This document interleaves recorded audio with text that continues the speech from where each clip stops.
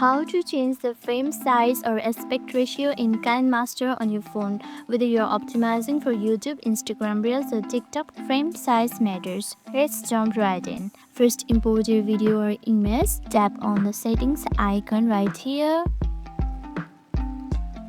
Here you can see photo display mode. You can choose it from here. Let me choose fill. Now from here you can change the settings like this. You can also keep it in auto or whichever you prefer. You can also change its photo duration like this.